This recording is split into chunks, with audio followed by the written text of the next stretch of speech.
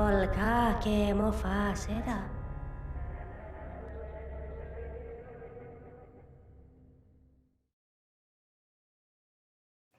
Hello, welcome to Talking in Stations. I'm your host, Matterall. On today, we're going to talk about EVE Online and probably get into FC because we are an FC heavy show today. Let's get some introductions out of the way. First, we'll start with some of the panelists. Ashdrathi, how are you today? Greetings, fellow Empyreans. I am doing pretty good, all things considered. I like your couch there. We also have with us Jurius Doctor. Hello, everybody. And Elise Randolph. Hey, how's it going, everyone? Okay, and for guests today, we have, starting with Creature Verpio. Hello, everyone. Good morning. Killer B. Hi. And Pro God Legend. How's it going, everybody? And finally, Ragnar Bile from Pandemic Legion. Hey. Okay. Let's get started. Ragnar is new to the show. ProGod, of course, been here a lot, and so has Killer B. We're going to talk about what's going on in the northern area of the map, since that's where a lot of activity is happening. Content activity, they call it. But we're also going to talk about FCing and some of the things that these guys have to think about while they're FCing. So we have an FC heavy show today, which is good. All right. I guess we'll start with what is going on in the north. If it's not a war, what is it? Well, I mean, it depends on what you want to call a war. Like what we just did 2 or 3 months ago, where PL and friends are invading Test and goons are invading the north. If that's a war, then what we're doing right now definitely isn't one. I would say that the game goes through cycles of hot war and cold war, and we're definitely in a cold war phase. But if Horde stopped showing up to timers tomorrow, they definitely lose their space. So it's definitely something. So you'll take it. Would you call it an invasion program?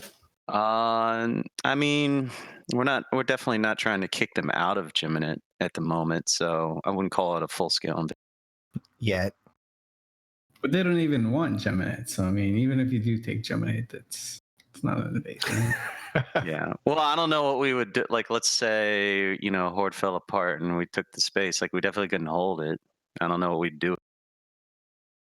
Well, let's talk about that. The space that is, I wouldn't say being contested, but the area of the map that's being fought in right now is the northern area. Test has moved up from the south. You moved into the Jita, which is Jita area. We just use jump clones, but yeah, go ahead.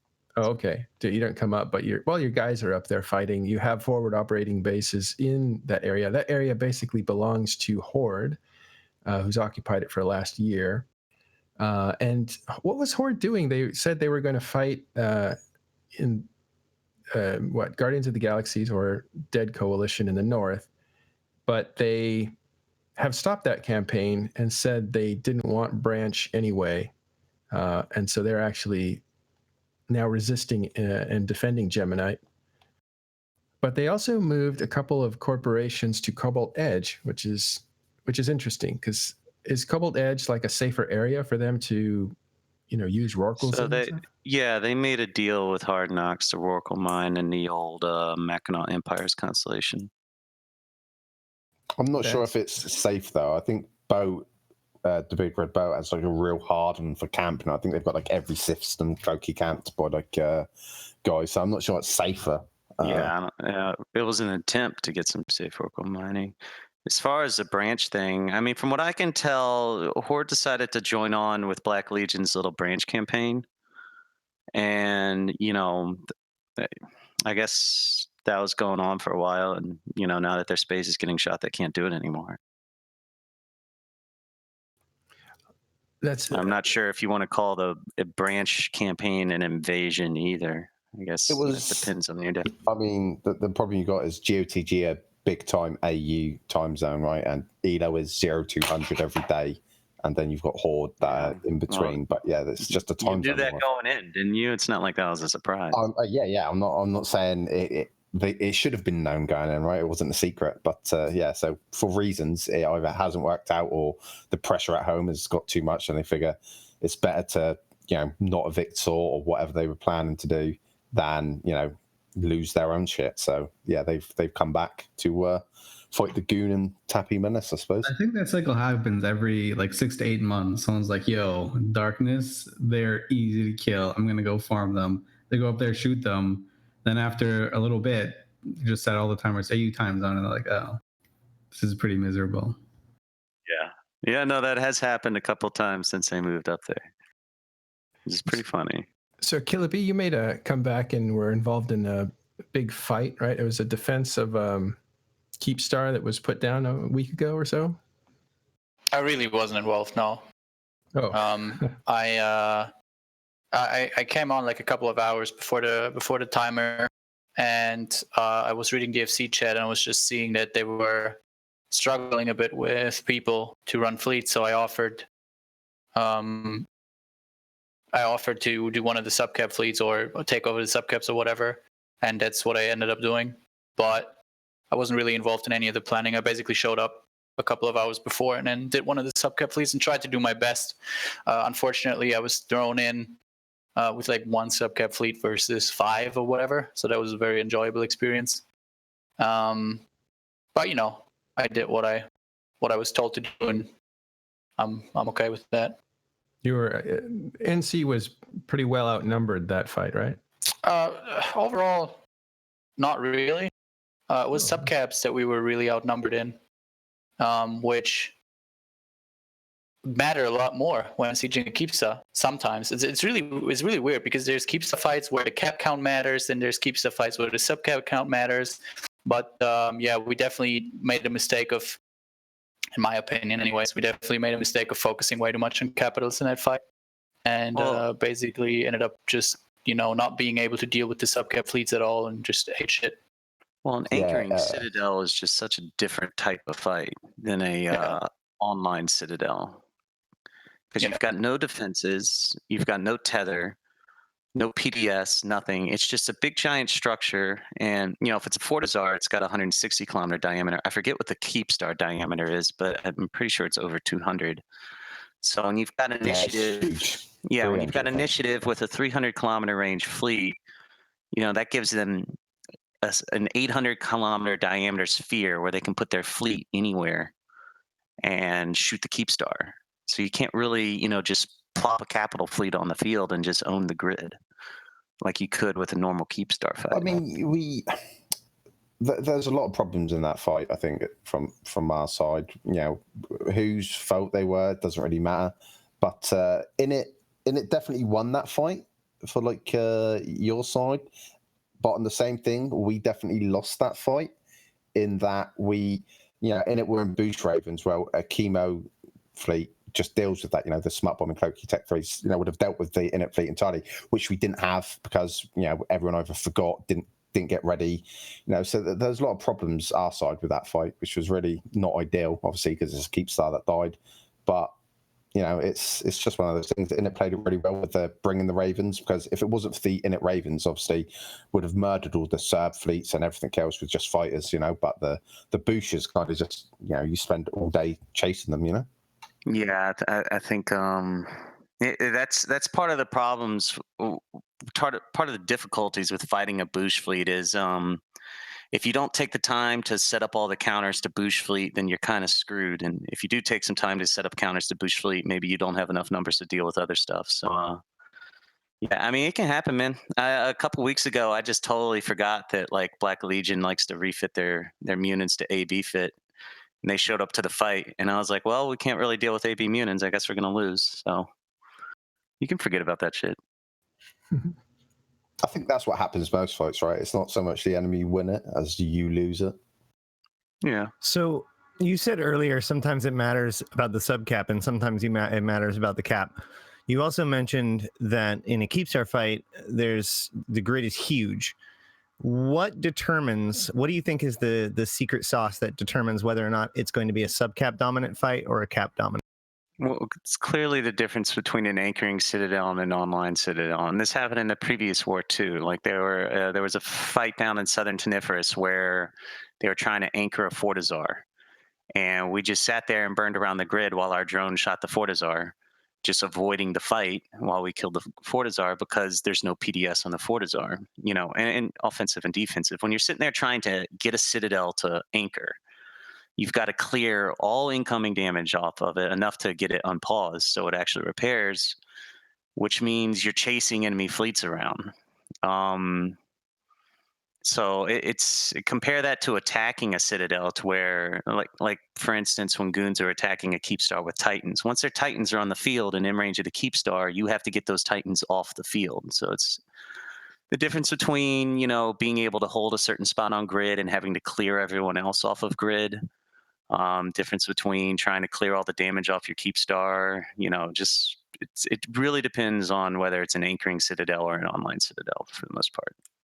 But having said that, ProGod, if the citadel's anchoring and there are enemy Titans shooting it, I think we all know it's effectively dead, because even with the Goon's massive super fleet versus our large super fleet, you just can't kill enough fast enough to make a difference. For sure. Like the citadel, if someone wants your Keepstar dead while anchoring, it is just dead, I think, right? So I think the best defense is the enemy just don't want it. I think that's basically it, because even if they come in, 500 jackdaws and 500 Serbs, or in people rather than ships, which Goons came up north with, plus everyone else that piled in, it's probably just going to die to just Serbs eventually, right? So I think it's tough without any Keepstar defenses, and I think the lack of a PDS on grid just makes such a big difference, because usually when you have that PDS, there's a set sphere where you can place capitals and PDS the bubbles off if the fight goes poorly, where you don't have to deal with fighters, where enemy fleets can't come into range. And I think the lack of a PDS makes a huge difference for sure, among other things. Yeah, I think it'd be really nice if, they added that first 15 minutes when you first anchor the structure, it can be killed. I'd like it if you could just fit it in that first 15 minutes as well. They had that, and we all thought that was too overpowered. I mean, it is a bit powerful, but it's the Citadel's still going to die. So even if that Keepstar was gunned, would have DD 20, 30 Ravens in that fight? I think the problem with that, and it was brought up when CCP was thinking of adding it, is so instead of fighting on your Citadel, I just anchor my own Citadel 1,000 kilometers off and force you to fight on my fully fit Citadel, and I can just force that fight in any time zone whenever I want. And you don't have a chance to kill it before it's fully fit and operational, because I can fit it before you can shoot it. Yeah, the thing is that the desperation of an anchoring structure in your space, and the idea that you have this one shot to prevent it from the foothold from being anchored, and then it will become significantly harder from that point on. I think that entire experience is important, and by making the anchoring citadel the exact same as an anchored citadel, you would lose that. Yeah. Speaking of Keepstars, was your Keepstar ever in trouble, the one that you have in Perimeter? No. Because it got pushed into armor, did it? It did. There were some war deck. Tell us about this. War deck mechanics are really, they suck. Let me just tell you. I didn't really understood how they work before we went into all this, and now that we're learning. So yeah, I mean, Keepstars are really nice in Highsec because you can't even bring any capital ships, so you got to hit that 75,000 DPS cap with nothing but subcaps. But you got to make sure you can shoot the things that are shooting at the Keepstar. So we were trying to hold the Keepstar in a separate corporation outside of Test, so that we can meme about how it's impartial and not officially affiliated with Test and all that good stuff. But I don't know. I had director in the Keepstar Corporation. I had director in another corporation that we used to war deck the Market Asbels. And I logged on the wrong alt and didn't realize it. And I sent a couple of war decks. And what happens is when you when you're the defender in a war deck, you can invite people to be allies in your war, and it only takes 4 hours. Usually it takes 24 hours for a war deck to go active, but if you're inviting allies as a defender, it takes 4 hours for them to join your war. And the aggressor, the offensive corporation, cannot invite allies. So Or surrender. Yeah. So when I took the Keepstar Corporation and war decked 2 of the Asbel Corps that I Choose You controlled, he was able to invite allies within 4 hours to shoot the Keepstar, and we couldn't do anything about it. We couldn't war deck them in time. None of that. But what we learned is that you can create and drop an alliance, and it will restart the war deck and clear the allies. So while they were shooting the Keepstar, we created an alliance with the Keepstar Corporation and then disbanded it, and it restarted the war deck and cleared his allies. So they had to stop shooting it. But then before the war deck the Test Alliance war deck went active on those actual corporations, they invited a bunch of pilots in and reinforced the Keepstar. And so they did get it reinforced once. We defended the armor timer. And then I think there was another fuck up, and they did it again. And we just said, fuck it. Let's just put the Keepstar Corporation in Test Alliance. So now it's in Test Alliance. Test can always form to defend it. I think we'll be okay. But I've said I think we'll be okay like 5 or 6 separate times, and then we learned some new mechanic about war decks we didn't know. Good thing they're all changing. Yeah, I know, right? It's going to be great. I'm looking forward to relearning everything. Yeah, well, you can see why it was such a mess. Yeah, for sure. Has it been RF since you've had it in test? No. I don't think it'll be a problem for now. It's I mean, killing a Keepstar in Highsec just seems to me like such an impossible task, because you've got to do. I mean, you got to hit the damage cap of 75,000 DPS, but there's 20% resistance, so really you got to do 92,500. Which most subcap fleets each subcap deals about 400 to 500 DPS if they're at close range. Like Megathrons at range only deal 300. So you just have to bring a maxed out subcap fleet and have that fleet do nothing but shoot the Keepstar, and then you have to win the fight on top of that. And the Keepstar has defenses, and there's going to be enemy subcap fleets defending it. It seems difficult. It's not impossible, but it seems difficult to shoot a Keepstar in Highsec. I mean, you don't have to reach the cap, though, right? You don't have to reach the cap. You just have to hit that 10%. The longer it takes, the more losses you're taking. There's another more part losses of all everyone that. is, right? Potentially. There's another part of all of that, which is that in order to bring a force that is capable of sieging the Keepstar, if the enemy brings a force that's capable of repelling your force, you're in Highsec. So Crime Watch is going to grind the server to a halt. Mm-hmm. Well, not necessarily, because you got war decks going on. But yeah, it doesn't matter. Theoretically, tie-dye would be an issue. Because even if there's a war deck in place, Crime Watch still has to evaluate everybody every tick, which means it's the same reason why in low sec, right? We can have like 1,000-man fight in low sec, and it feels like a 5,000-6,000 man fight in null sec because Crime Watch slows it down. That's pretty crazy. Couldn't they do that on client side? Didn't they say they were gonna start turning Chrome Watch off for the big reinforced node Tido fights? Was that just they want to do it, or I thought they were actually doing that? I don't remember if they've actually started doing it in low sec. But the problem is that how are you going to turn off Crime Watch in Highsec, right? Like, are you really going to do that? That'd be a dream, a dream come true. It has happened before. Just completely gives up. He says, "You guys have fun." Yeah, they did turn Concord off, like by mistake, in Perimeter and Jita one time. No, they did it on purpose. They've also had bugs where you, if you one-shot them, Concord didn't spawn, so you'd just nado them, and Concord, as long as you've alphaed them, Concord wouldn't show up, because a guy we knew, we told him this, and he went and a really expensive signable back when they were Flavor of the Month years ago. And he shot this guy, didn't one-shot him, and then obviously lost his billion-esque signable to Concord, which was hilarious. Oh my god! Well, there was the Luminaire event with the Titan, and in that case, they did shut down Concord. So it is possible, But again, that's a pretty extreme example. And my point is just you're going to bring down the server, or you're going to cause tie-dye with a big enough fleet, and that's only going to make that fight take longer. And again, you're in Highsec, which is kind of complicating things in a way that nullsec doesn't. But nullsec and even lowsec though add the added bonus of no fighters, no smart bombs, pretty much, and no point defense. Point defense is a massive contributor of lag in like a citadel shoot, you know. So you don't have any of that.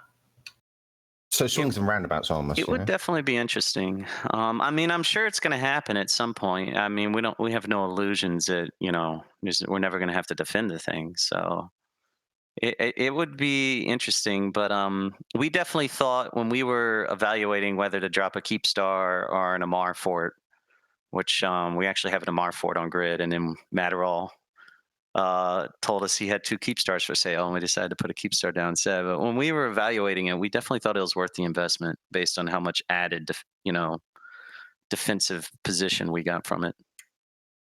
I wanted to confirm something. Somebody said that the Keepstar put in perimeter was not one that I sold you. No, it was. It was definitely one you sold us. Okay. We didn't even think about putting a Keepstar there until you said you had one for sale. So this entire conversation is Matterall's fault. It's all I'm hearing. Pretty much. So tell us about this hot wing challenge. What's that about? Oh, yeah.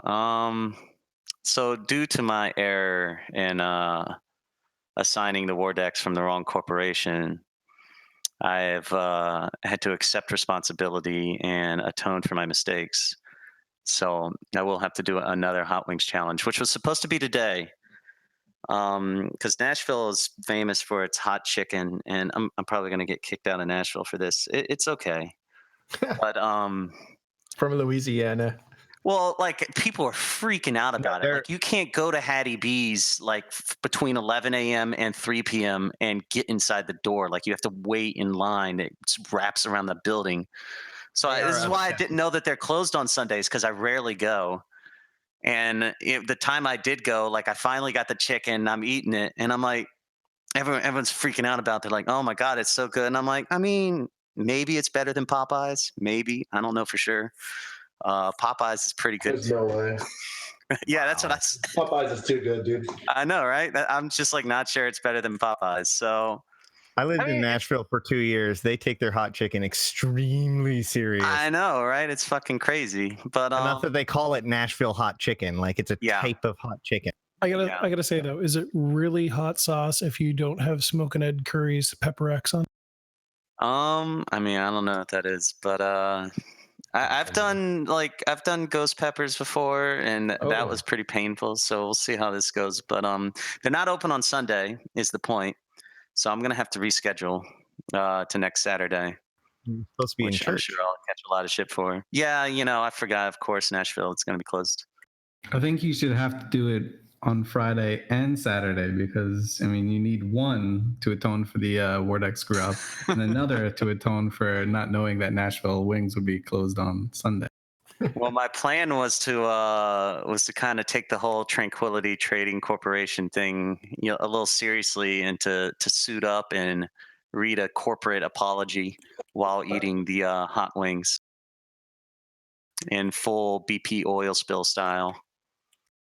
BP oil spill. Yikes. You've had a ghost pepper? Those things are volcanic. Yeah, it was that was the last Hot Wings challenge I did. Those were pretty brutal. The place that made them, you had to call ahead. You had to call ahead the day before, because they don't make the sauce normally, since no one ever orders them. And so like you call ahead the day before, they'll make it. And most people say that like, when you eat something that's super hot, it's whatchamacallit, like it's gonna hurt your ass the next day.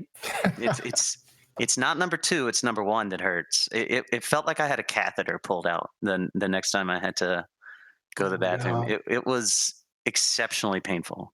I experienced that in high school. I drank a bunch of wing sauce on a dare. It was actually absolutely disgusting. Yeah. And I was like, this isn't so bad. And then like 20, 30 minutes later, I was like, okay, This was a big mistake. Bad idea.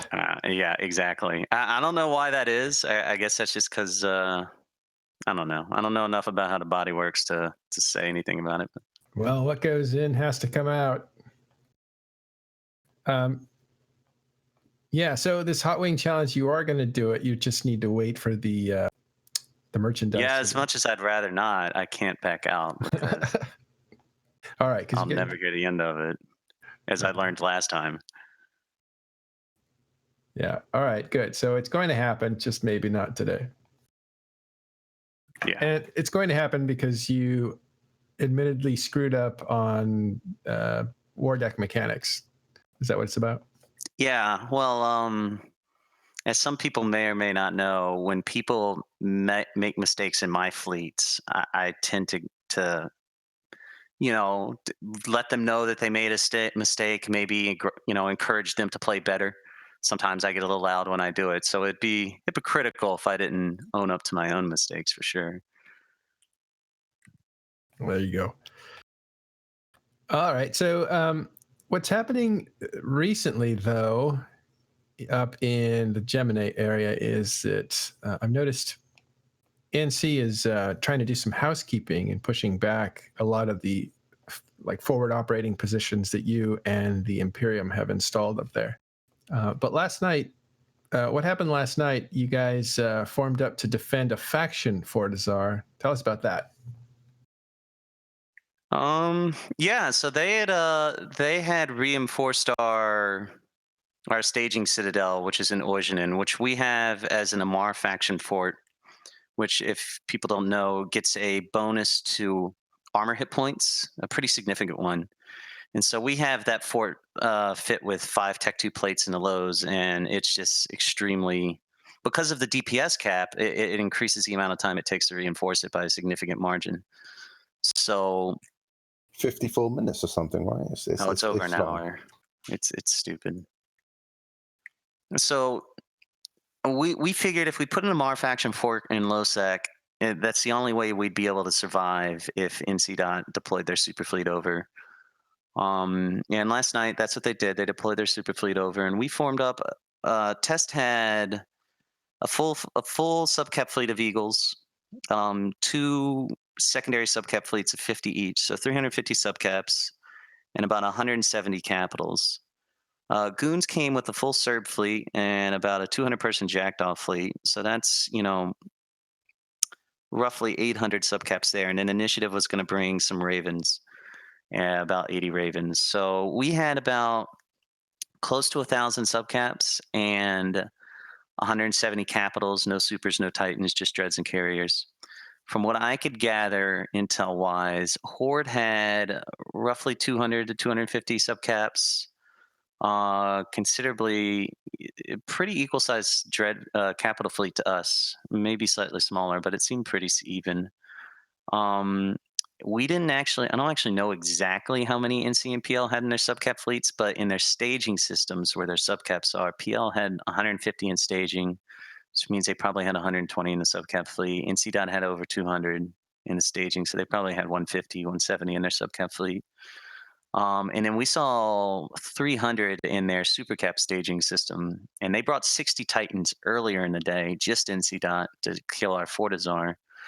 So I'd be surprised if between Horde and NC dot and PL, they didn't have at least 60 Titans and as many super carriers and plenty of facts. So if we were to fight, on one grid with no complications, the 2 Titans and supers would obviously win. But in low sec, that's a different story. And I was pretty confident we were going to lose the timer. I had told our guys already in a couple pings that we're probably going to lose this timer.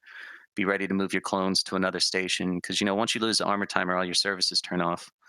But the more I thought about it after they stood down, and they did end up standing down instead of jumping in, I think it was the right move. And unfortunately, and I said this in the FC channel before, it comes down to server performance. It's one of the biggest frustrations with these large fights is that you can't predict how the server will perform. And even though it was a reinforced node, in low sec, that can be tough. Yeah, I mean, if you really start getting hit with disconnects, that can be a problem. And the more I thought about it, I was like, yeah, I'm not sure I'd jump my Titans into that situation either, especially when we've got like 30 Hectors and a prober ready to go. Because if you jump your Titans in and then you start getting hit with disconnects, you can't bubble yourselves like you would in a normal 0-0 fight. Your Titans will start warping off if they disconnect, and then you're going to start losing them to dread bombs. You're going to have to be reacting to that. You don't have a subcap advantage because you've only got, I think, maybe 400 or 500 subcaps to R1000. So, well, that really paints an interesting picture, because the people with more powerful assets that they could bring to the battle are actually at a bigger disadvantage in that scenario. So it's not like these disconnects affect everybody. It's like really affecting the north, whereas it's not affecting the south as much, because you have more people with smaller ships, less investment on the line. Oh, so well, yeah, they Ragnar, go lose ahead. less. Yeah. So if 20 of Progod's Eagles disconnect, no one's probing them down to kill them. They'll just log back in. If just 5 of our Titans disconnect and warp off, it's sad times, right? So, like you said, he had a Hector fleet. We all saw what happened like a day before, 2 days before, when they jumped their carrier force. It was like 50 carriers. It was nothing into BWF via a gate. We just got hit by a massive wave of disconnects on every side, right? But luckily, most of our caps were on a citadel tethered, or we had the ability to bubble ourselves, so it's not sad times. But yeah, in low sec, that is spooky, some spooky stuff, and yeah, basically we just there's no point spent losing a Titan to kill a citadel worth 50 bill, right? It's just what's the point, right? When you're going to lose far more than it's worth. And as Progos always said, they already anchored a new fort because they were worried this was gonna die, which if would have went in, it would have, but would have bled real hard for it. So exactly, yeah, right. So is it worth it? Kind of, probably not. Because all would achieve by killing that citadel. That's if we won the hull timer as well, by the way, right? So it was just an armor timer. We've RF'd it about 3-4 times. I think we're always RFing it because the first RF is free. So there's no point just losing 5 or 6 Titans, because what would that do? That would mad hype the Tappy guys and the Goon guys coming from Delve to just come more, right? Always form up bigger. We're down some Titans for what a Forza. They can just anchor an AU, a new one. Yeah. So I mean, it's worth remembering. This is specific to low sec. Like if this were null sec, they could just set up a bunch of bubbles and not worry about the disconnects. So I mean, we did. That's why the no sec one died earlier in the day, right? The BWF one died, right? So Commander A's in the audience says, sounds like the ultimate cop-out, grow balls and drop fleet. No, that's not. Like even myself, who has tons of incentive to say that they bitched out, I wouldn't have made I would have made the same decision. We did bitch out, but we bitched out for the reason of, there's no point feeding a bunch of Titans for an armor timer, let me just RF it another day. Let me bring Killer B back into this, and actually at least 2, or Creature. And what are you guys' thoughts on that? Is this why the South appears to be winning, because they have mass number superiority to the more powerful assets that the North has? I think in Eve, the blob sort of always has an advantage in some ways, just because the game scales not necessarily on numbers purely, but also on complexity. So the more people that you have that can organize fleets, the more people that you can have different fleet archetypes, gives you a massive advantage. In this instance, of course, like when you have a force multiplier, which is what NC and PL have classically been known to use. They've been using force multipliers to even out the number disadvantage. If you have a situation where those numbers are going to be hit with disconnects or lag or whatever you want to call it, obviously the side with the force multipliers are going to have a force multiplied feeling of that effect. Yeah. I mean, all it really means is that we can maintain a low sec staging Fortizar. I mean, this like Ragnar said earlier in the day, Test had a Fortizar coming out in BWF, which is null sec next door. We didn't even form to defend. There was nothing we could do. So And, it allows us to hold a position, I guess.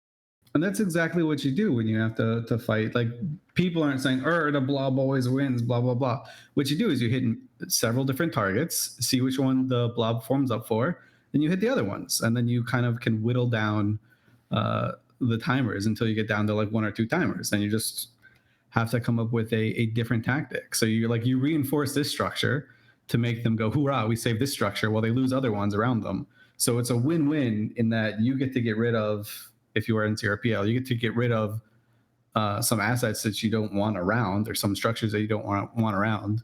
And the defenders, like Tappy, get to go, hoorah, we saved this thing. So it's definitely a win-win in terms of morale for both sides.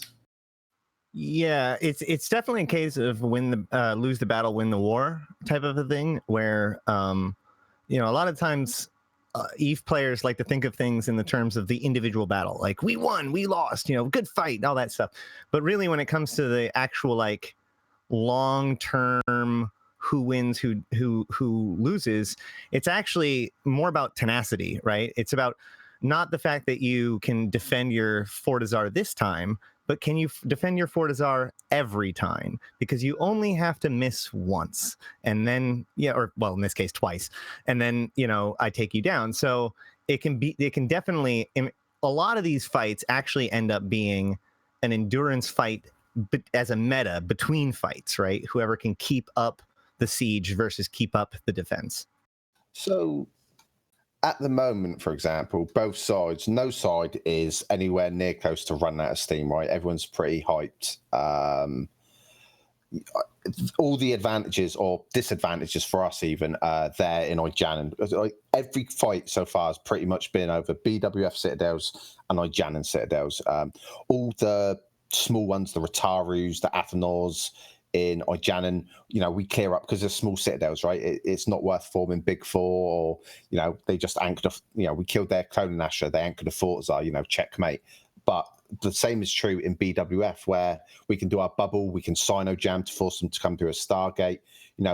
We kill all the citadels, and what we've had no like stunning victory, so to speak. I think Tappy wrecked we had a big fight the other day, and they entirely deleted an NC Nightmare fleet. It was sad times for them. They got ruined, and they made this Horde Tempest fleet as well, the victims, right? It went really bad for our side, but that's basically been the only win, so to speak. It was a good one, right? It's top tier, but other than that, everything's been punts as opposed to wins, which if the enemy doesn't form for a timer and you kill it, I mean, you've won the objective, but you've got nothing really to show for it except 24 minutes of grinding the Citadel. It's not as rewarding as getting the fight type thing. Which rewarding in the moment versus able to complete a strategic objective. Well, yeah, I mean, tests have been really good at not feeding, right? Like Pro God, for the most part. If it looks like he's going to feed, he'll just punt it. I'll be like, nah, boys. Yeah, there's a lot of them. They've got supers. We'll just leave this one. And the other day, we made a few slip ups, but they just wanted it more. Boat came down in a big jackdaw fleet and whatnot, and space Volants formed in their Ishtars, and it just went really bad for us. The NC Nightmares, I think, got regrouped by a spy because they had their fleet. They had free move on, and the fleet opened to Horde. And the guy regrouped we still them. do that. Yeah. All the time, apparently. Yeah, it's one of those things that it really shouldn't happen at this stage in the game. Like, people should know that's the thing that will definitely happen, but it happened, right? And they all died for it. So that actually hold on, Ash. Let me bring it back though to because I want to pick up Killer B's thoughts on this, since it's one of the reasons he's playing WoW now instead of EVE for a while, and that is the disconnects have made the top tier gameplay of these big fleets hard to enjoy on both sides. But I wanted to know if there's an actual strategic advantage for having more numbers as opposed to less numbers and stronger firepower. What do you think about that, Killer B? Well, I think that, like I said, I mean, of course, it sucks more if you DC in a Titan than if you DC in a subcap, right? But in general, it's really different from fight to fight. So, for example, in X47, one of the bigger factors was who jumped in first, right? Like in some scenarios, it matters on who jumps in first. In some scenarios, it matters what kind of ships you're in. Because yeah, of course, if I bring like 6 subcap fleets to a fight, I don't really care too much about disconnects. It's not something that I have to plan around, because if, like Ragnar said, if an eagle disconnects, you just log back in. Nobody's gonna go around and probe eagles that disconnect, you know. Whereas if you plan on bringing a heavy super fleet or something like that, you definitely have to put that into your game plan. You have to think about, okay, what happens if the server goes to shit and we have to deal with disconnects, and then it matters what kind of ships you're in. But I don't know if that gives the South an advantage necessarily. They just have an advantage because they are able, at least it's also different from time zone to time zone, right? Generally speaking, Test and Goons are one of the very few, and Black Legion, of course, are one of the few very USTZ heavy. Well, that's actually not true. Goons are heavy in every time zone, but you know what I'm saying is, like, Test is very US strong, and so Goons have a very strong force in the US time zone, whereas the NC.US time zone is now just growing because we've had some pretty good FC step up in USTZ. If now only they can remember not to have free move on with Horde and Fleet, then they'll be even better. And we've had very constant and ongoing content in our USTZ, which has helped our USTZ grow a lot. Like half a year ago, our USTZ would form like 40 dudes. Now we can form 80, 90 people on a very regular basis in USTZ. So that's very great. Well, and obviously that helps them in a fight like that, because they're generally able to field more numbers in US than we are. And then, yeah, like I said, in the H-Tech 5 Keepstar fight, for example, there was just too many subcaps for us to deal with. Our Titan, we had like 100 and something Titans sitting at the Keepstar, but they were useless. Our Titans did nothing the entire fight. They just sat there and looked cool. And you know, well, if it's the Ravens, we had like, I think we had 2 subcap fleets. We had the PL Mutant fleet and we had the NC Mutant fleet, and then I think we had a Horde Jackdaw fleet as well, which, you know, that's not enough to run down Ravens and deal with another 4 enemy subcap fleets. That's just not going to work. So I don't think you can generalize and say, hey, this side always has an advantage because of there's a numbers advantage. It really boils down to a fight-to-fight basis. I mean, okay. Yeah, when it comes down to it, if there's 100 Titans and 100 Supers supported by 200 Facts, 4 subcap fleets can't beat them. I mean, they might be able. There's times when it could work. So yeah, it's very situational. I'm reminded of what CCP Fozzie said last time, which was that they really want supercaps to function regardless of however many there are in the game. And what I'm hearing is 2 things. One, if super capitals are able to commit to the field without any problems, then they basically become the dominant strategy, and therefore nothing else. It doesn't really matter. And also that due to this disconnect problem, it is unusually risky to bring super caps when they're not needed, which oddly makes this DC issue the only balancing factor to super caps currently in the game. So it was one of the very big factors, yes, which is also what we've been trying to bring up with the CSM a lot, and what we've tried to mention during the CSM summit all the time is that we would like to have a PvP environment where it's actually PvP and not PvP v like S or whatever server, because a lot of the very big fights, and ultimately that's what some of us, me included, play this game for. Is the ultimate end content, you know, the big fights. Technically, X47 was my dream, would have been some of my like dream fights, so to say. But obviously, I knew what was going to happen for the most part. But anyways, basically, it's the server is such a huge factor that you don't have to plan around your enemy, and you don't have to set up enemy strategies at all. That was one of the least things I was worried about in X47. It was all about, is the server going to hold up? How do we get around mass disconnects? How do we deal with mass disconnects and all that kind of stuff? And I think that's bad.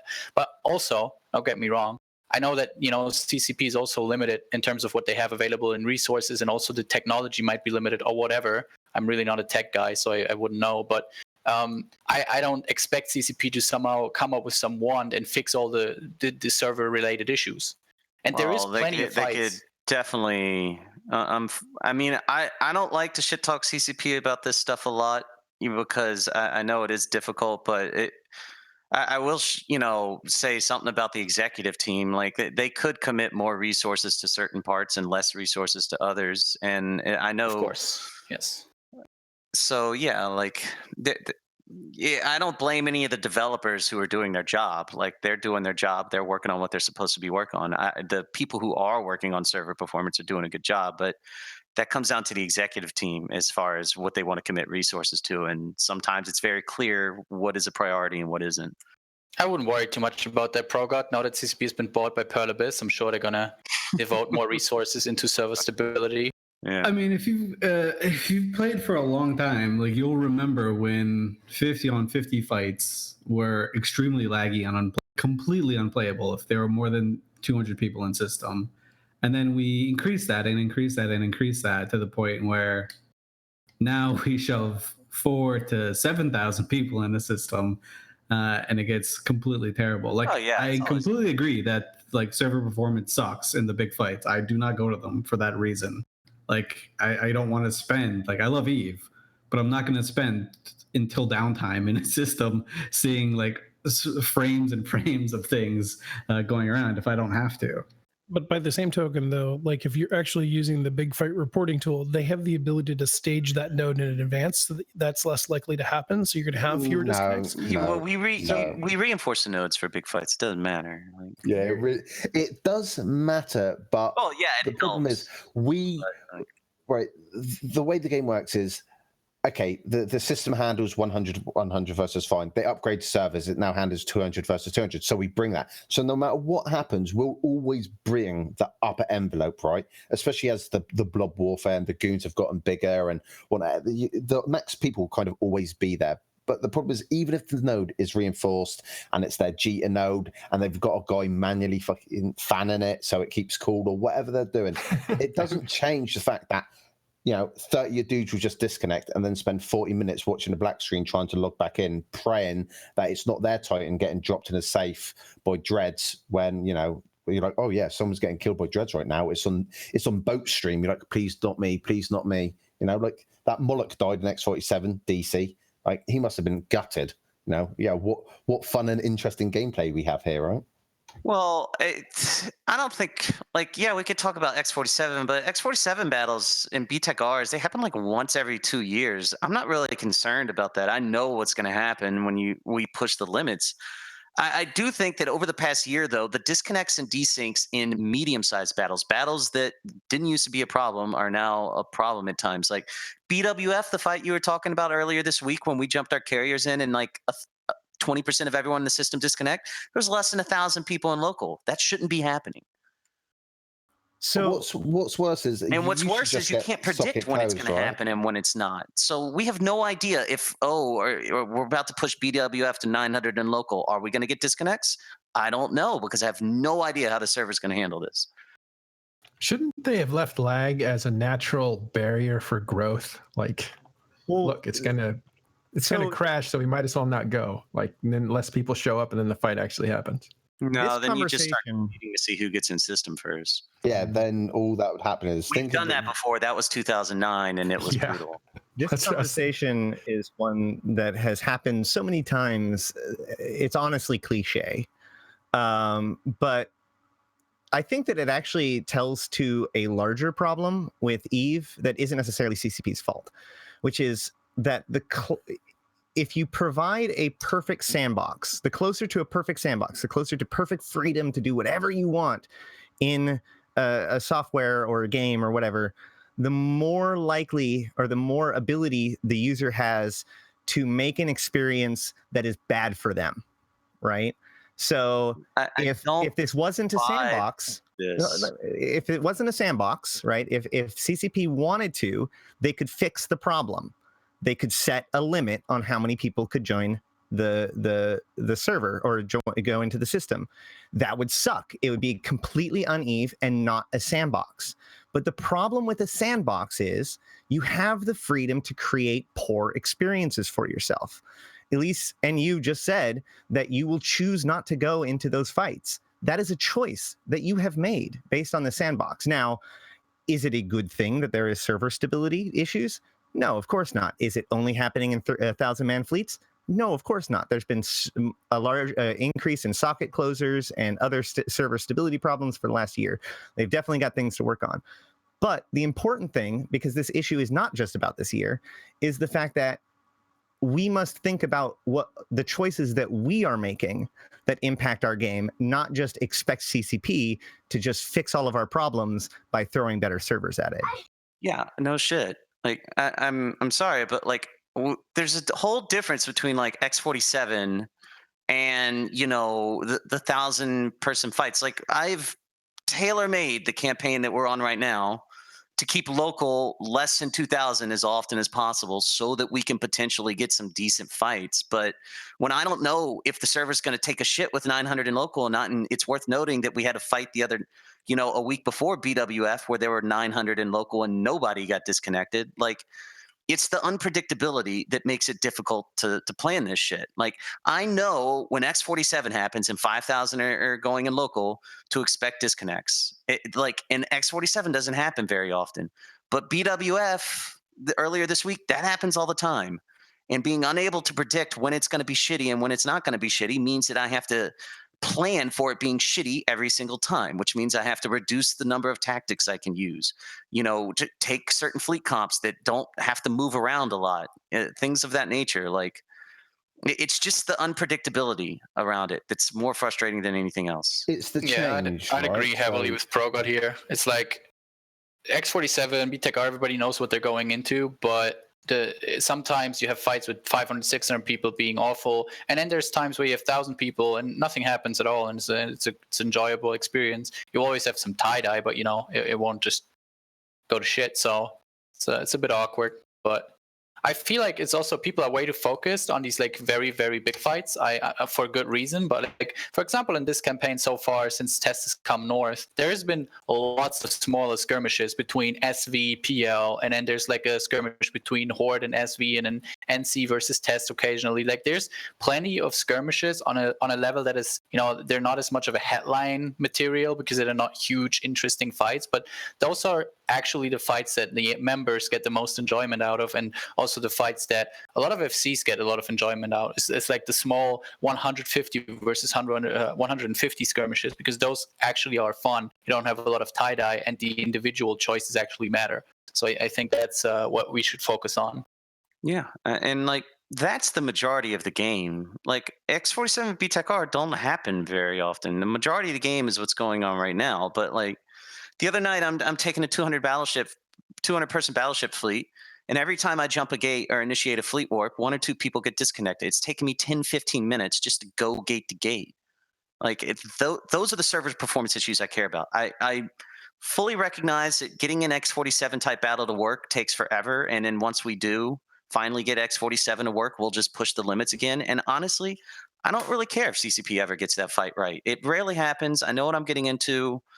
And yeah, I don't give a shit. I want the 200 versus 200, the 400 versus 400 to work consistently and predictably. I think there was 800 people in BWF or something in that fight, but the problem was, it was the difference. 50 carriers jumped in, didn't even deploy their fighters, just jumped in, boom, disconnects, right? And that's the bad part, right? It was just 50 dudes entering local, and the server was like, yeah, nah, later. And it kicks like 80, 100 people off. You're like, well, why? It was working fine with more people, and all of a sudden, you look at local, you're like, did a fleet jump out? You're like, oh no, I know what's happened here. Yeah. So let's put it on the table. Is it suppressing activity in EVE Online, these server problems? It definitely changes the tactics that you can use, and when you limit tactics that you can use, it limits the amount of content you can create. For instance, like we've talked about how it's an issue for Titans and disconnects, but it's an issue for anything that needs to rely on moving. An example is a triumvirate Keepstar battle in 824 last year. Nightmares are a popular doctrine, partly because it is possible to sick tank long-range capital turret fire, so tracking titans, quote unquote. You can sit outside of haul range and still generate enough sig to speed ratio to tank long-range titan guns. So there is a window between 130 and 160 kilometers where I can take a nightmare fleet and go backwards and forward, perpendicular left to right, and sig tank titans. And that's what we were trying to do. But every couple minutes, 5 or 10 of our pilots would get disconnected. And because we're inside bubbles, they don't warp off. They just sit there motionless when they get disconnected. And if you're motionless, you can't sig tank. That's the whole point of sig tanking. And this would happen if you had an AB, if you had an MWD hack fleet. If 5 to 10 of your pilots are getting disconnected every time, then your hack fleet's just leaving 10 people behind every time. As you burn around the field, you're losing damage. Even if they log back in, they have to then try to catch back up with the hack fleet, which they may not be able to do, or it may be heavy tie-dye. It takes forever. So what it forces you to do, and I've seen this happen, so everyone has a battleship fleet now, is you have to take a doctrine where you say, I have to sit in one place on grid, I can't move, and just fight stationary. Because I gotta make sure my disconnects are still in range when they log back in and stuff like that. So I have a question because I'm confused. I would like you to clarify something. So I have heard in this conversation both that these server stability issues significantly impact capitals over subcapitals, but also that it prevents subcapitals from fighting capitals. Which one of those two is more true? Like, true. If you're fighting capitals, if you're fighting super capitals with your nightmare, in theory, the disconnects should impact the Titans more than you, right? Why? Different Why? problems. What does that even mean? Like, earlier it was said that a Titan disconnecting is more important than a subcap disconnecting, right? So if disconnects are happening, it's not only happening to your side, it'd be happening to the Titans too. And a Titan disconnecting is more important than a nightmare disconnecting, correct? You're trying to oversimplify an extremely complicated problem now. I mean, yes, one Titan disconnecting is more important than one nightmare disconnecting, but over the course of a battle, losing 5 nightmares every 2 minutes because they're disconnecting, not because they're just getting shot normally, will eventually lose you to battle. And of course, every battle with 2,000 people flying different ships that can all fit different modules, they're extremely complex. There's a lot of variables. It really depends. Right. But what I'm saying is that earlier it was said that if there are disconnects happening in a fight, that obviously it matters more for a Titan than a subcapital. So in a long term, in the course of an entire fight, you've got nightmares fighting a bunch of Titans. There are disconnects happening. Which side is more put out by the fact that these disconnects are happening? And I want to acknowledge once again that disconnects suck for everybody, and so the ultimate goal should be to not have them. But I'm just saying, like, I've heard both ways in this same conversation. I'm telling you that both can be right depending on the situation. Yeah, it sounds situational. Situation like A24, when the Titans are inside bubbles, then the Titans don't really give a shit about disconnects. I see. So I think. Go ahead, Rancor. Yeah, I think so. One of our examples earlier was obviously in low sec, it's absolutely Titans because your Titan warps off, it gets dropped in a safe, it dies. So the risk is worse as opposed to, the risk of DCing in your Super Titan is much higher. Obviously, if you lose a nightmare, it sucks. Even if you've only got 100 in your fleet and they've got 100 Titans, it sucks to lose a nightmare, but it does suck more to lose that Titan, especially in a safe. And the difference here, though, is obviously if your Titan DCs in a blob on a Keepstar in your bubbles, he just logs back in. Most of the time, he doesn't even lose any time shooting anything because his DD's on cooldown, right? Nothing of value was lost. But if the Nightmare DCs, he slows right down, and some Titan pilot who hasn't DC'd goes 20 meters a second, I'll have him. Right, and it's a wreck. So it's about the risk to each ship when it's happening. In low sec, it's much worse for the Titans because they'll die. On a Keepstar time like that, the Nightmares will just start bleeding when they shouldn't. It's also really bad. Yeah, it's also really bad for Init do a lot of boost fleets. PO started to do like the Stuka fleet and stuff. And obviously, if you DC in that, you can't catch up, right? Once you're moving, so to speak, you can't catch up because you can't ever get back on the anchor because of the speed they go. It's kind of the same for the Ravens. Once a Raven DCs, he'll never be able to get back on that anchor, that fight, right? Like you see it all the time. And that's effectively a pilot then out of the fight, right? Because that Raven can never get back on the anchor. He's just always even if he warps to them, he's still 20k behind. He's much slower. Oh, he's not much faster. So when they boost, he becomes even further behind. You know, it's just a mechanic where you can't catch up from that DC. So it just ruins like the experience for that one guy. If you're in a Munin or something, or a Serb, you know, or even to a lesser extent a Nightmare, you just put your prop mod on and, you know, approach. But if you're in one of the more high skill fleets, like your Boosh Ravens, your Gokus, or Stukas, I think can it call them. You're called Gokus. You got it right the first time. Yeah, I think yours are different though, because you have a lot more harpies and you don't boost as much. But there's definitely a difference between how adversely it affects you. And if you are the more intensive your comp is with all the boosters and whatnot from your Stukas or Gokus or your Ravens, you're ruined if you DC. You can't ever get back on the anchor, so you're kind of out of it. But if you're in a Munin or an Eagle or a Serb or a Megathron, right, that's just sat still, you know, you're fine. So the more intensive the comp, the more risk of the DC, you know. Well, let's move it on to all very good points. I'm learning a lot in this, but I want to move away from something that's hard to fix, back to player news. And I wanted to go back to the north and the south, and we're doing that just to simplify, so aren't caught up on that Test and Imperium are the south, and NCPL Horde are the north, generally speaking. But there's a lot of skirmishing going on up there. I guess this is for Killaby or Ranknar. I keep wanting to say Rancor. I think it's a Star Wars thing, but Rancor is also a system. Oh, okay. What's going on up there? Like, who's winning those skirmishes?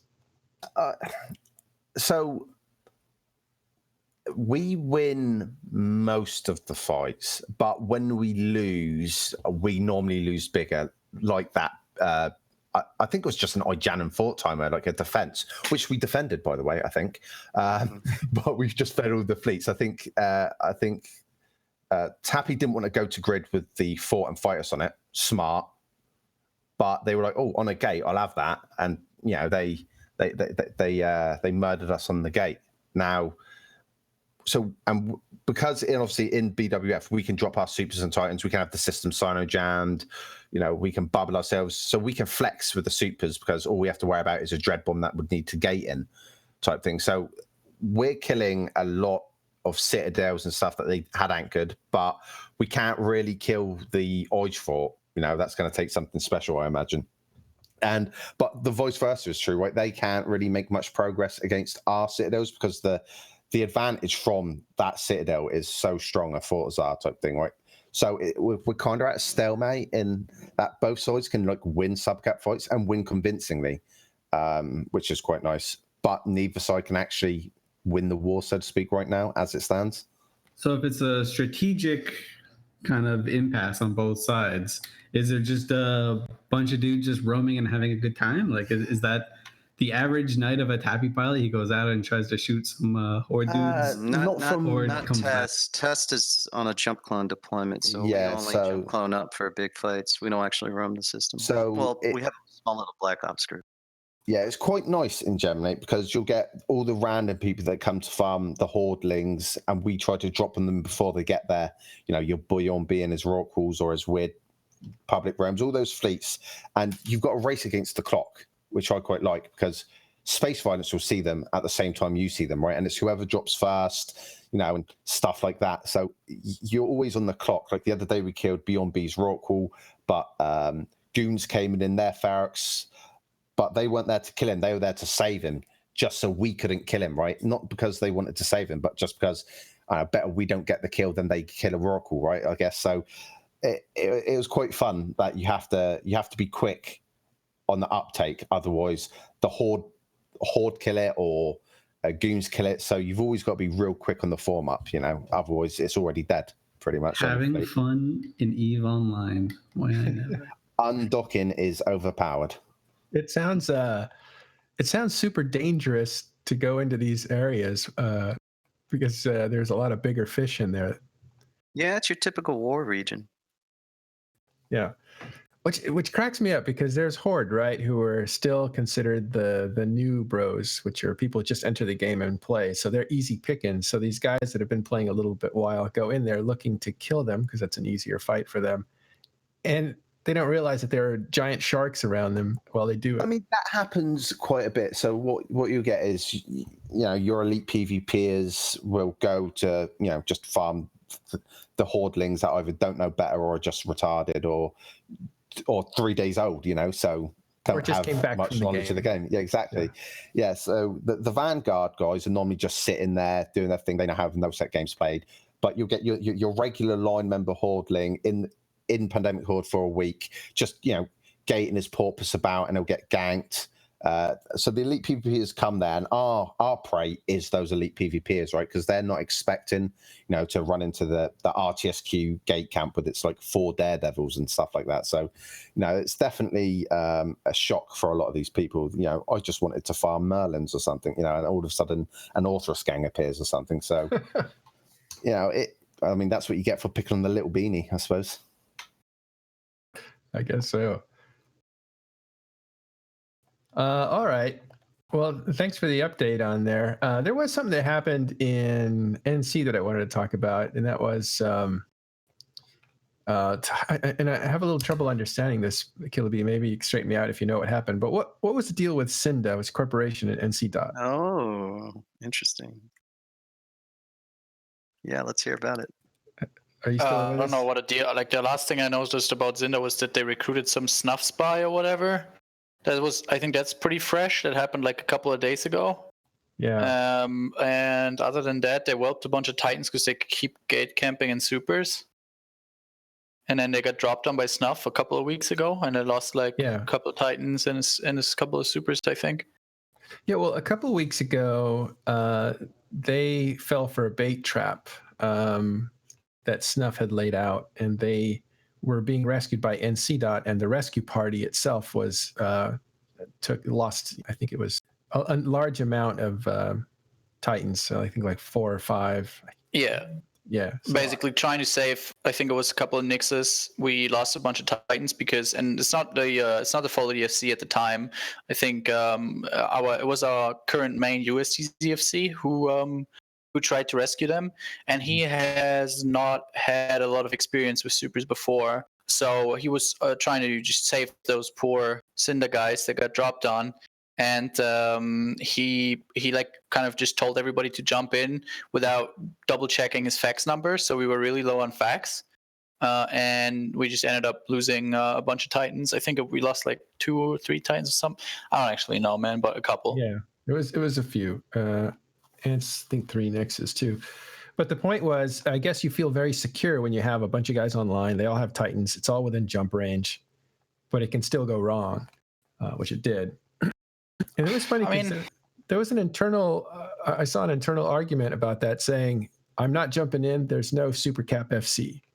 And people were like, come on, just get in. And it was interesting. Yeah, there's those people, and I can respect that. There's some people that they don't really they care a lot about their big Titan or whatever, and they don't want to risk it, so they don't jump in with somebody they don't think is experienced. In general, I think it's a bad call. I think you should always just trust DFC and jump in, believe, because at the end of the day, we're an NC Dot. They're going to get SRP anyways. It's not like they're really losing anything. But yeah, I don't know. Like those, I don't really blame those people gate camping in their supers, to be honest, because at the end of the day, it's their supers. If they want to gate camp, go for it. But they're doing it in a really stupid way, and sitting in a Nyx there that is not really tanked, you don't survive very long if a bunch of dreads drop on you. You just die very quickly. It doesn't give a lot of response time, unfortunately. Yeah. So but Zinda is generally a very high performing corporation, so it wasn't really something that anyone was surprised about. There's a couple of very good people in Zinda, actually. For example, K Weissman, he's a guy, and he does a lot. Like, he's one of the most helpful sort of junior FCs around. He helps every other FC. He does his own little fleets and stuff. So he's a really good dude. But there's a lot of people in Zinda as well that are so the bit special. The second thing that happened was that they merged a corporation into them, I think. and somebody had said, "Oh yeah, I'm an alt for that one character," and nobody checked it out. So they just assumed like, well, that must be right. So they let that person in, but that person was that actually a happens from suspect. time to time. You apply to some corp and you just pick a member in the corp and you say so and so sign a alt, and every now and then it works. Yeah, you can't say that though, right? That is against the rules. No, of course it's their fault if that's what happened. But you know, that's been pretty common spy tactic. Trying You to just say Sino out, right? You don't say, I am Reknor Sino out, because if you say you're my Sino out, then you're impersonating me, which is bannable, right? And no, that has never been banned. Yeah, it is. Impersonating another person is actually against the law. Yeah. Back in the day, it wasn't enforced, so that's how you'd get AWACS alts in corps. You just say, "Yo, I'm this random guy." But then they made a new thing. Yeah, since that PL actually gets made enforced. Blue Eyes. Yeah. We have there's this Parasitic Legion Corp alliance, I think they are, and I don't know. They hate PL because I know reasons from before my time in them. But they made like a clone of our corporation. The CEO was called Harvey Skywalker. The same name, same picture on the avatar, same corp icon. Yeah, everything was the same pretty much, right? Except instead of an I, there was an L or something, or an extra dot. And corps do this because if you don't call them out on it, obviously, then if you petition it, CCP just change them to Caldari Citizen, and stuff like that. So, but if you don't call anyone out on it, then obviously CCP don't know to enforce type thing. So it's one of those things that you can't do, you should do, so to speak. So. Well, I don't think NCDOT's going to get their Titans reimbursed. No, probably not, mate. That's on them. That's what I'm saying. This guy be banned for impersonating? Only if he does it in a specific way. Only if he says he is definitely so and so. Yeah, we are talking about a real thing that happened, and then a hypothetical situation based on that, and those are two different things that we're talking about. This guy just applied to the corp and someone just accepted him. He wasn't pretending to be someone else. Yeah, I think he just said Sino as opposed to an actual character, right? Because that's the normal thing. You just say Sino or JFO or something, right? Oh, I say someone's. I would say, don't admit that, Pro God. Ooh, shh. I've never known that I was against the rule. Shrinking. Like someone can't make a. Like if someone makes a character name that's like Pro God Legend with like a 0 instead of the O and like starts trying to scam people as Pro God Legend, then I can petition that. Yes. Yeah, but if someone makes a character name like John Smith and it applies to Dreadit saying Pro God Sino alt, that's not against the rules. Yes, because he's impersonating you. He is pretending to be you when applying to your corporation, right? That is still against the rule, right? I mean, I've never seen that enforced. Maybe I'm wrong.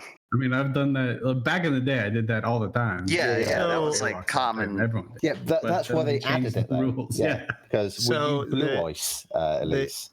The change of the rules used to say you may not impersonate or present yourself to be a representative of CCP or EVE Online volunteer, and the rules were changed in 2013 to say you may not impersonate or present yourself to be a representative of CCP or an EVE Online volunteer. You may not impersonate or falsely present yourself to be a representative of another player, group of players, character, or NPC entity. Exactly, yeah. So as soon as you say, I am this other person, you have actually violated the terms of service. Yeah, because PL did it when they made the Blue Ice character, and they used to put the fleet up and invite the brave guys and warp them to that Death Star post and stuff. You're not supposed to do it. People do it, and for a lot of people, some people don't mind. It's about how that character is being used, so to speak. Like I've got people who've got character names almost identical to me, but it's more satire as opposed to people actually trying to be malicious with said character. Correct. You can make a character that's similar as long as you do not then say that you are the other person and try to confuse people. But there's also, as soon as you try to say you're basically effectively representing them or try to scam someone as that person, you cribber with 2 eyes or something, that's it. You probably won't get banned. You'll probably just get told by CCP not to do that, and they'll change you to Caldari citizen. But that's not to say it's not against the rules. And obviously, CCP can just ban Hammer for whatever they want these days, right? I mean, look what happened to Stunt. So he deserved it, by the way. But yeah. Wow, we're reaching all the way back to Stunt, huh? Why reach that far back when we have Creature right here? Wow. That Creature's paid his dues. We just I can have know. you paid your debt to society. Which reminds me, have you guys seen the stuff that's coming to Singularity? It's kind of weird. Like they literally have like a gulag from what we've been able to see in the data mines. Like one of their punishments is that they get isolated away from everybody else and has to mine rock. Okay. We have one more thing we want to talk about today, and that's Julius Doctor. I think you want to talk about the monthly economic report that just came out last night. Oh, did this one? Goons Do we have winning. a link to that? Yeah, I bet Goons are winning. We'll put it inside of the chat, but yes, we have a link to it. Yeah, I'll give you a link here. 1 second.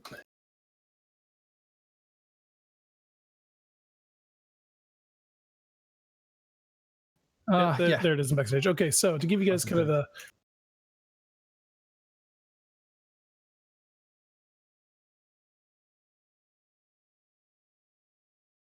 Jesus, fuck. Every month, man.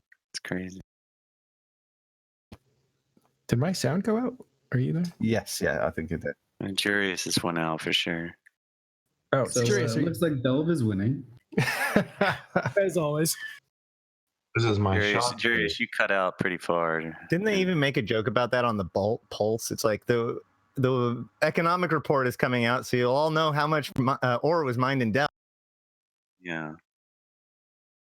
Shout out to the Pulse, by the way. I kind of like that thing. It's like their little weekly. It's kind of like a mini 07.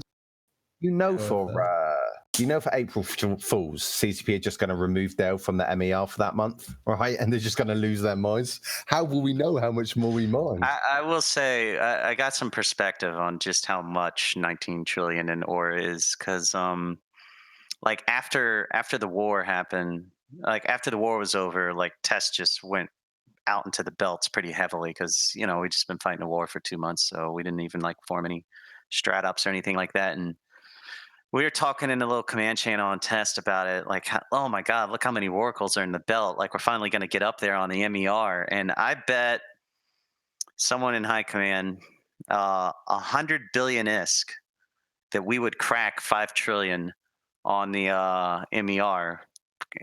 I clearly don't have 100 billion ISK, but I was very confident that we would do it. And we didn't even come close. Like we were like at 3.8. Like this month, right now we're at 3.9. And I seeing how many oracles we had in the belts and how much mining we were doing, the fact that we didn't even crack 4 trillion, I can't even like wrap my head around how much 19 trillion is. It's just astronomical. It's about how much was used to pay you guys to invade the North 3 years ago, isn't it? Per week. No, I think it was like 7 trillion total, maybe. Yeah, We were going to have Lenny Kravitz on to clear all that up, because I said some things at Vegas. It was a total of 14 trillion. I think the number was actually, and I think he thinks the number was actually a lot higher. I don't know, ask Killer how much you keep, Killer. Oh, Killer B had to leave us. He ran out of time. Oh, right. We he started knows. a bit late. Yeah, he knows got how a bit much. rich. Yeah, he got We want to have a. let's just say Officer Fit Vanquisher rich out of that campaign. We want to have a special show where we actually talk with people who participated in that, and talk about how much money was spent and how it got planned and stuff. But, how long till goons make the Palatine? That's what I want to know. They'll never make it. They won't, because they could put a Keepstar up in every system in Eve, or every low-sec system in Eve, and NPC no Yeah, set. it's 500 Keepstars for a yeah. Palatine. It's not worth it. And I know what they say, like, oh, never say, the moment you say that Eve players can't afford something, they'll eventually do it. But I think there's a difference with Titans. Like, Titans, as far as like a benefit to cost ratio, are worthwhile. No one's gonna build a Palatine Keepstar if they could build 500 Keepstars. I mean, I think if you could build it entirely out of minerals and no like PI stuff, I absolutely think Goons would build one, kill it, and then build another one just to show how far ahead they are of everyone else. Well, It's just a vanity project. I do want to talk about that for a second, though. Like, where is the money going? Because now, knowing what I know about test finances and knowing what I know about the MER, you know, if I'm using the MER as a judge, Goons are making at least 5 times as much as us, if not more. Are you getting dangerously close to talking about RMT in the Imperium? No, I don't. I'm not Titans. accusing them of that. So- I'm not accusing them of RMT, and I wouldn't even. There's no doubt in my mind that no one in Goons is RMTing, at least with knowledge of High Commander FCs. Maybe like one individual, but you know that's not what I'm talking about. But I mean, know how they much just money use tests make. They just Go use ahead. it as a means to recruit now, right? Like they just changed the dynamic between renters and Can you guys hear me? not renters. They just incorporated all of their renters, and so they could say to everyone else, like, "Yo, look how much money we're making. Come make money here." And they can just tax. They don't tax. They can only get a small portion of it. Well, But I a know small they tax portion of a Oracle huge mining. number is still a good amount. I know they tax Oracle mining. Yeah. Well, it's an interesting point. We'll table that point for just a second and go back to Jurius Doctor. His mic is fixed now. So what you want to tell us about sorry the about that, guys. MER? Sorry. Yeah, so to run over the MER, Oh my god. That's like, I think there's some weird energy that's stopping you from talking about money. Clearly, yeah, It's getting clearly jammed. people don't want us to know about this. That's actually hilarious. Just so good. What kind of strange magic is this? It's the Black Hand muting him. so I've put myself on voice activity rather than push to talk because Okay. this is ridiculous.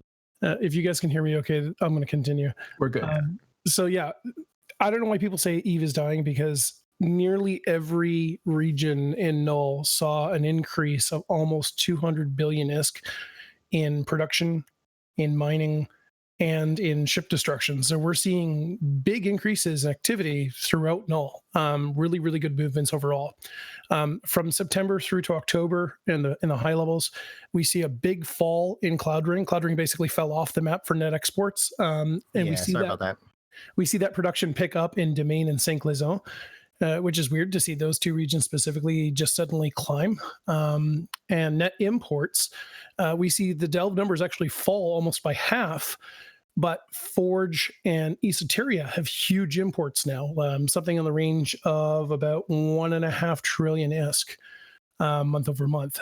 NPC bounties have increased in Deterid and Branch, not to be unexpected with the amount of activity in those regions. And as we get into the region by region numbers in terms of value destroyed, in terms of total mining value and NPC bounties and production, we actually see some really surprising increases in some areas. So for example, total destroyed, obviously with Branch campaign and some of the other things going on, Branch basically doubled in ship destruction. MNC has fallen by half. Tenerife's has dropped by almost a third, if not more. But we see big increases in Kavala, Expanse, and Malpais. We see in the total mining by region, Fountain has essentially doubled. Decline has tripled. And we're seeing big moves in Geminate and also Quarius. The amount mined in Quarius has gone up over 1 trillion ISK in terms of total value.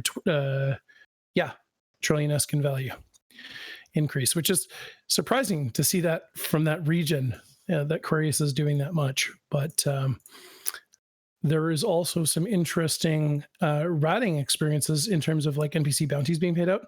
Some regions that I wouldn't expect to have very high numbers have grossly increased their numbers, including, again, Quarius. They went from 2.7 trillion ISK to 3.6 trillion ISK month over month, which is a huge climb, and almost 0.5 trillion ISK increase in Tenerife's. So we're seeing some big number moves in these regions and big productions, but we see a big production or NPC bounty payout fall in Branch and Catch month over month. Obviously due to the activity in that region, but people taking out their ratting fleets less frequently and fewer mission runners. When it comes to total production value, this is where obviously we see people, flexing their economic might and rebuilding some ship losses. Delve is obviously up by almost 10 trillion ISK in production, and production value for Decline is also up. We see Derelict has a significant increase. Domain is also hugely up, almost 1.2 trillion ISK. Geminate almost doubled. Fountain is way up, and Fountain has gone from 2.5 trillion ISK to 4.1. So that's a big increase, probably falling in line with the amount of mining that they've been doing over there.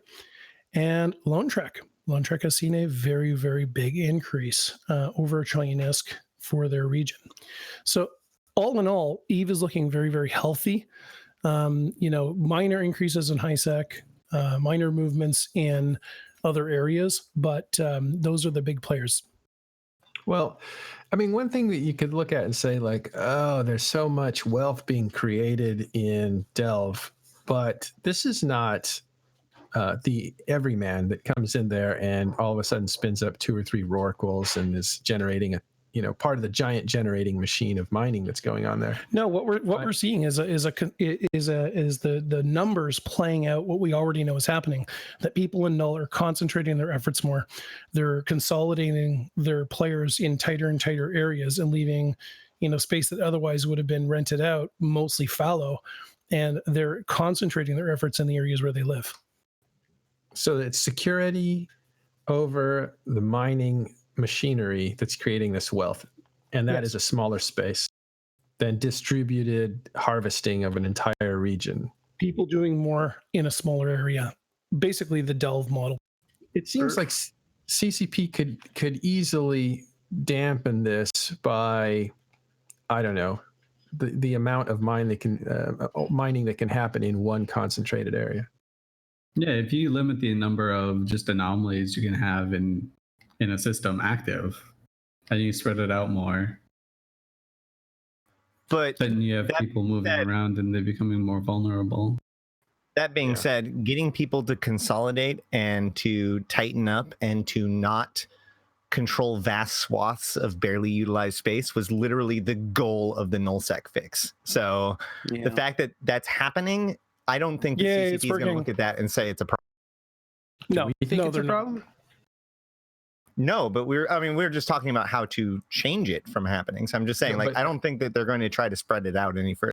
But I'm asking if we think, or the audience thinks, that that's a problem, that much concentrated harvesting happening in relative safety, because now you've got a defensive fleet that can really guard a small area. Not necessarily. I mean, I want to challenge a couple of things you said, but as far as goons, constantly building all this stuff, like, I would just point out, and I said as much in a post I put on Reddit a couple months ago, that I think there is a saturation point as far as goons are concerned. I mean, there was 9 months, I think, between, or a little less than 9 months, at least 7 or 8 months between 9 Tech 4 Keepstar fight and the X-47 Keepstar fight.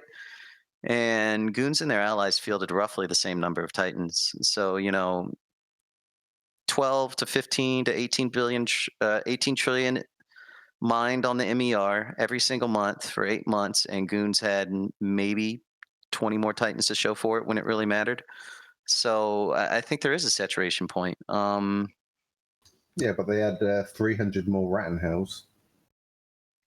In the fight?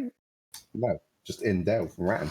Yeah, sure. I mean, okay, but they weren't. I mean, if you're talking about security here being the driving force that allows this to happen, then the security force, which is the Titan fleet, was roughly the same size, despite 8 more months of protected mining and ratting and all that good stuff. It was a bit bigger though, right? I'm sure it was. What? No, I mean, there were 300 Titans in 9 Tech 4, and if I remember correctly, there were 360 in X-47, except Snuff and the Knit actually showed up with more than they did the first time in 9 Tech 4, I think. But aren't we past time to look at this and say this is this machinery is too strong. It's going to affect the game.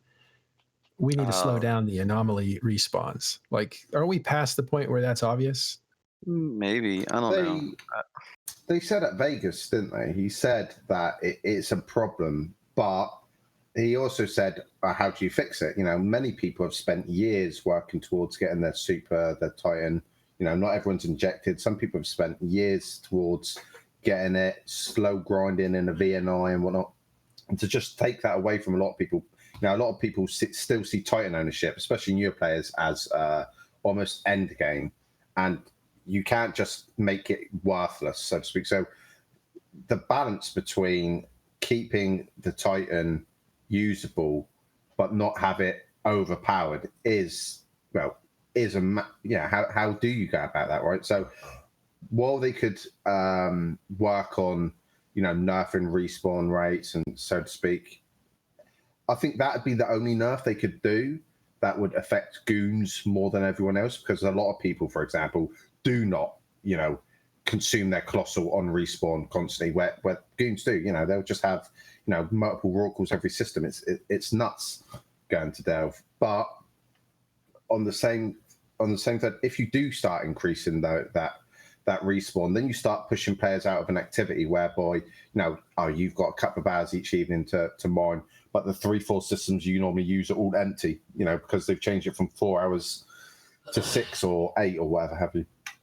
I mean, they've nerfed Titans before to the point of utter uselessness where they were only bridge things, right? So, like 8 years ago, Blap Titans were, like, tracking Titans were hugely popular because you could tracking link them. You could single doomsday, like, a subcap. So you could always shoot out, like, a single FC. You could always headshot an FC no matter what. You had Titan tracking, like, frigates at one point. Yeah, basically, because you could sensor link your Titan with a super, and they would both be immune to E-War, so you can never disrupt that. And then they nerfed it by changing the tracking formula. CCP Grayscale did it, and they just removed Titans from the game, essentially, with the exception of bridging, for 4 years. And then, like, they were completely worth. So they've done it before. They could do it again. It's funny. I remember way back in the day, it was like part of the Goon MO, which was, if you keep making Titans good, we're just going to all get Titans, so you have to break them, and then we'll win death to super caps. Like, that was the Mentani's famous little snippet, is death to super caps, right? And their means of doing it was just all getting super caps and showing how broken they could be if you have, like, thousands of them. It's a very goonish thing to do. We don't like this mechanic, so we're going to show you how bad it is.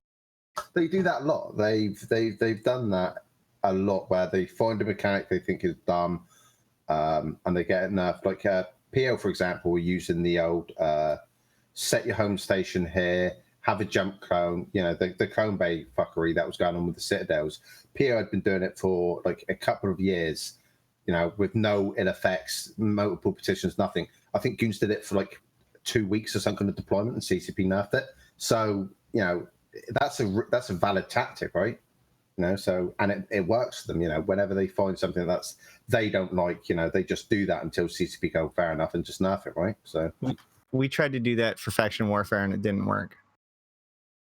I mean, they just need to delete that. But other than, I mean, what's good about faction warfare? Nothing. Awesome. So that's a whole nother conversation. But so to get back to the nullsec thing, though, I want to say that I personally think that this is a good thing. And the reason why is because think about how much more dynamic the interplayer relationships are now within an organization than they were before. I'm actually reminded of the time, like when the mining changes were coming and the roll call changes were coming and the roll call stats came out. Nobody said, oh my God, roll call. Well, not nobody, but a lot of people didn't say that roll calls are going to be overpowered and oh my God, it's going to become roll call online. What people said was that this wasn't going to be enough, that it's going to be too dangerous to bring roll calls to. Of course, yes, no. When they were talking about removing off-grade boosts from roll calls, everyone freaked out because they said that it would be too risky to put roll calls in belts. And they wanted to be able to continue to do their off-grid boosts. My point is, the argument that was made by a lot of people was that there would be no defense fleet to show up. So what has happened is these requirements in order to be successful as an organization has caused these organizations to open up to more complex relationships with miners and defenders and all these different things that were, and maybe the Imperium was doing it before, but certainly not a lot of people. But that has become the strategy for how to be successful in EVE, is to create a good ecosphere of successful players that are interacting with one another and helping each other for their mutual goals. Whereas prior to this, everybody was basically able to just kind of do what they wanted to do. I mean, you're definitely not wrong in that it's definitely new that an entity like NC. Gives a shit about protecting its miners. That's a new development. All right, Creature, let's get your opinion on this. I guess the primary question is this a distorted system these days? Titans in general, or the capitals? I think the economics behind the Titans, and you know, let's explore this for a second. If you're mining that much, you're going to suppress prices in your area, right? There's too much mineral on the market. So what happens is you really can only just build stuff with it. You can't really sell them off or distribute them to other parts of EVE. You say that, but like, I mean, even as much as we mine, we still like just keep around jitta with ore prices. Like, there's no exporting, but there's never a shortage of people that want to buy capitals or supers or whatever. You know, I do like that. If you just like get off your ass and mine a shitload, you can essentially play catch up mechanics kind of thing. You know, like, as long as you're active and you're playing the game, there's no reason you can't have a Titan like by the end of the year. Not this year, but you know, in a year in general. You know, and I do like that.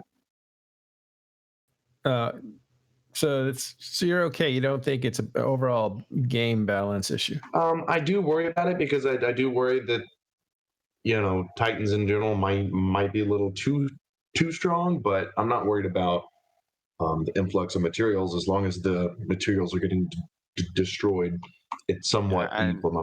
This can all be fixed with balance. Like, if Titans, if you're worried about there being too many Titans, then just make Titans slightly less effective, or, you know, like, I don't like when they make fundamental changes to core mechanics that force you to reorganize your entire alliance, because it can take months, even years, to reorganize your entire alliance. So I'd rather them balance the game rather than remake the game. So on the topic of balance, I want to circle back on the anomaly thing, because a lot of people were saying that they should slow down the anomalies. So there's a couple of problems with that. Didn't they already do that? What? No. Well, the audience was. Yes, they slowed down the colossal spawn rate. So as I was saying, if you were going to have a period of time in which anomalies were not spawning, in other words, slow down the respawn rate of anomalies, so that way there were periods of time which there were less anomalies if people were ratting a lot. The problem with that is that the ratters function as content too, right? They're the cows that the wolves hunt. So if you disrupt that flow of constant, you know, ratting, then you're actually punishing the hunters, not necessarily the prey.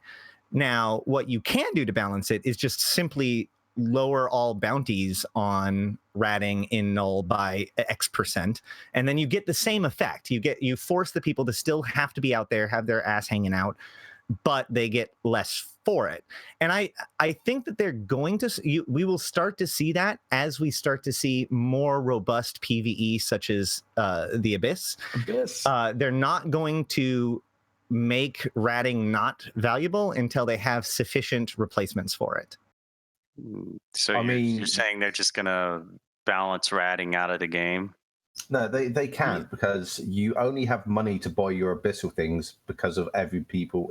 All ISK in this game comes from rat bounties, and a tiny percentage comes from like mission agent rewards. Like, they did that on that big graph they did that showed like how much, you know, how much ISK comes into the game, how much comes out, and the surprising amount goes out the game through the faucets, like BPOs, taxes and stuff like that. But if they lowered the bounty, because the bounty isn't the problem, right? You can have unlimited ISK in this game, which a lot of groups effectively do.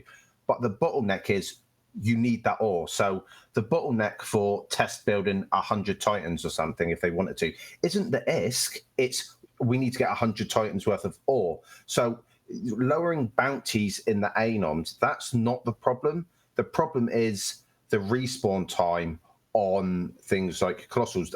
Like the guy in chat was saying how in Delve they're like 30% below Jita or something on their ore prices, because it's damn near worthless, because they mine it constantly on respawn. It gets mined out. That's why, you know, you can get your Titan for 40 bill. I don't know what it is up there, to be fair, but it's ridiculously low. When I first started playing, Titans were like 90 bill for the hull. Yeah, now they're 40 bill for the hull. At a time when ISK has never been more acquirable. When I first started playing, if you got 12 mil a tick in a belt and a Drake, you were loving it. Yeah, you were doing good. Yeah. Now I don't. What is 12 million ISK? You know, like, you know, if I get a tick, Wait until you tell them how cheap Flex 20 million. I'm like, well, I've obviously missed a bosun or something, you know. So, yeah, it's definitely not the ISK side of things, because all this proliferation only happened when the Rorqual mining chain, when the Rorks came into the belts and people had the ability to mine enough to start building those. No one was out, or some people were out in the belts with 50, you know, hulks and stuff, and so that Goon guy still is getting bombed off.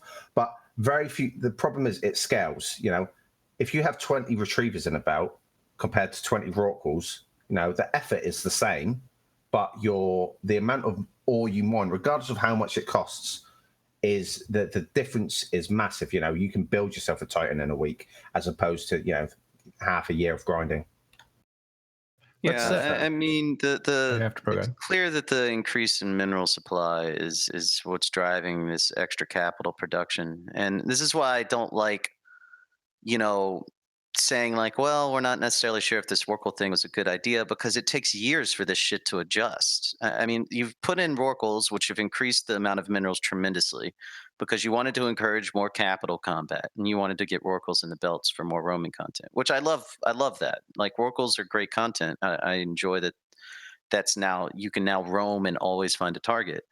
Now they might be too strong, and the super cap thing. Well, we've just nerfed that's a them, conversation. Yeah, we can, because they were too strong. We were like, oh yeah, these cap lands. But those are minor adjustments. As far as like, maybe there's too much Rorqual mining, or we're worried about the fact that you can now concentrate everything in Delve. Those are major adjustments, and we still haven't seen this meta play out, you know, fully develop yet. Like, so you've got a system here where you have a ton of minerals coming in, trillions of minerals every month, and you want people to have capital battles, you know, to use those minerals to build capitals and fight each other.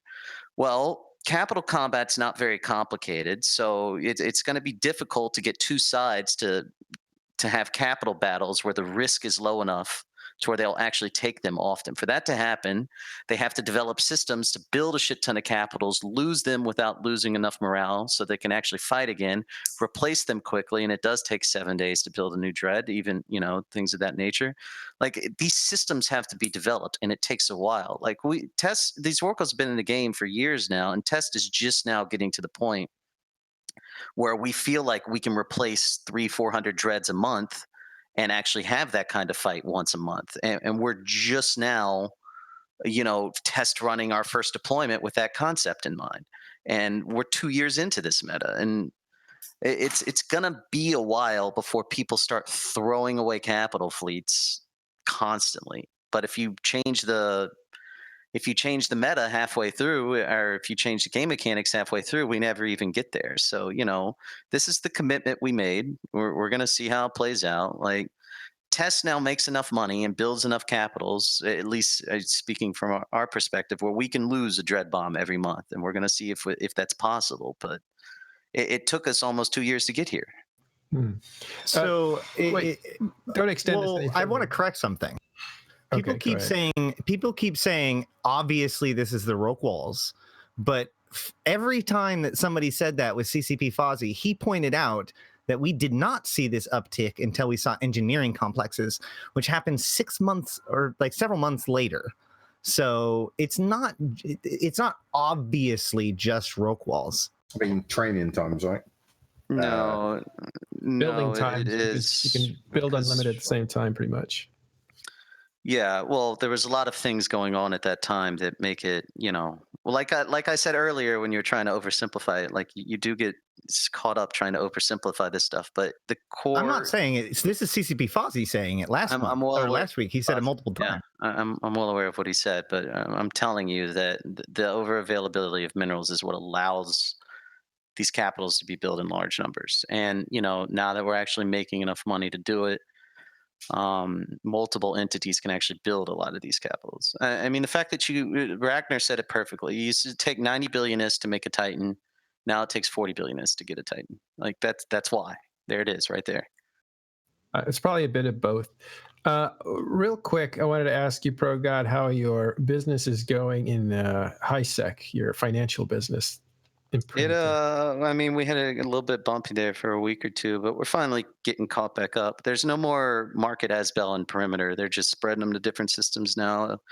Every time they put a new one down, we blow it up or we put it in an armor reinforce in a couple of days. And once you're in armor reinforce, you don't have a market, so they have to put a new one down.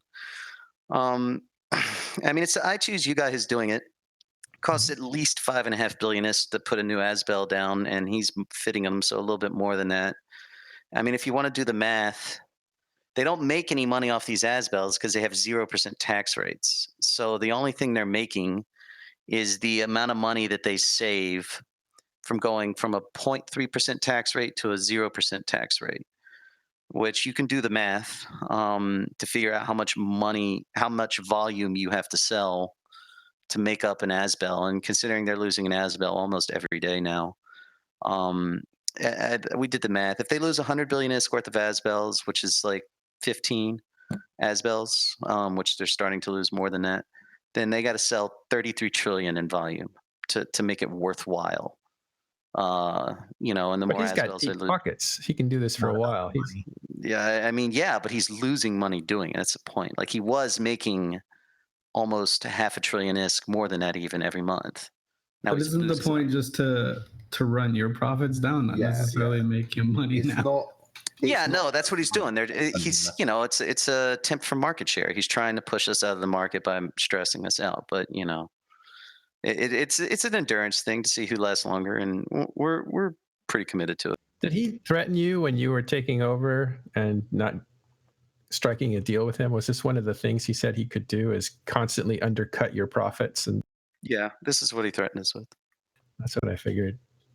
Which you guys didn't like and said, you're out of the way. And no, I mean, the deal he offered us was outrageous, so we couldn't accept it. But we were open to a deal. I mean, if you're able, he wanted us to transfer the Keepstar to his control, and then he would pay us a percentage of the profits. We were like, no fucking way. Oh, interesting. So he's still in the area then, undercutting your profits, but you are still doing okay. Yeah, I mean, the main thing is the Plex sales. It's tough to get out because the Plex is the only item that you don't have to undock to move. You just put it in your Plex vault, and then you take it out somewhere else. So he's got his little Discord where every time he puts up a new market Asbel, they ping it out. A couple Plex traders move their Plex there. It takes a significant portion of the Plex market, and then some of the buy orders go there too. But we have a pretty good handle on the skill injector market because those are physical items that you don't want to have to constantly move around every day. Yeah. We've got some decent orders. Like the Keepstar's already paid for itself. The Sodios, they're working on it. The Tatara issue, that was a problem, but it's given a shot. It's fun. It's been different kind of content. I'm enjoying the Highsec content, except for the war deck mechanics. The fights are good. Horde still fights us in the AUTZ over these Asbels pretty often, and it's pretty interesting to be subcap limited. And we're doing some cool stuff. Like we'll have bump alts that are out of corp, that they can't shoot without getting contorted.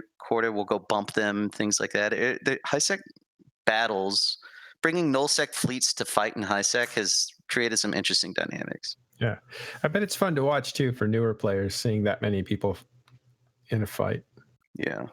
Well, all right. We're going to see this more after the next patch, because one of the things that I suspect is going to happen is you're going to see more powerful like null entities basically sponsoring Highsec entities by allowing them to operate in their structures. So I wonder if we're going to see more nullsec entities both owning structures and attacking structures in Highsec.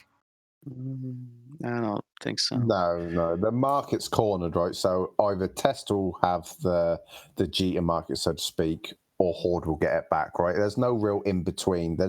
And none of these groups have any real reason to work with the Highsec people. Test don't need to. They declined I choose as you, Dale, because they can kind of do it on their own.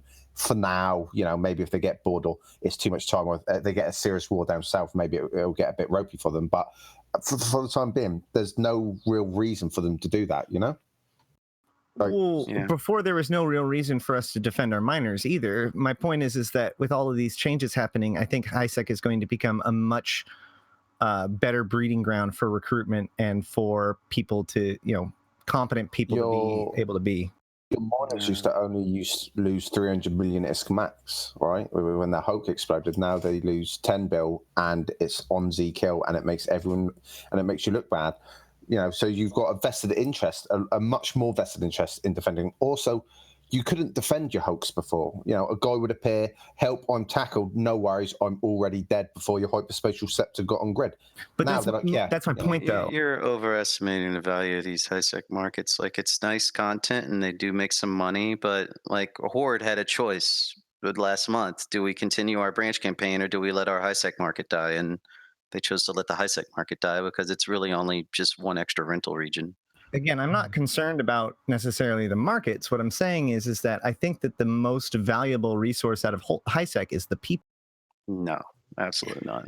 All right. So the last thing I want to mention, and real quick, is Abyssal Space. We're going to get to this topic next week.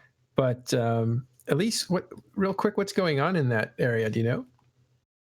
So the Abyssal PvP sites had like this really back and forth meta for a while. When it first started out, everyone was taking a Gila, and the people that were like in it for the fights were taking things like a curse. I think you saw, if you watched like any streams, Lucy Liu took a curse for a while, and then everyone swapped back to Gilas. And then some people took vigilance, just full blaster, glass cannon vigilance that would do like 1200 DPS. And they just kill everything. They just try and take a gamble. They don't get anything that's too tanky, and they just absolutely just murder everyone that came in.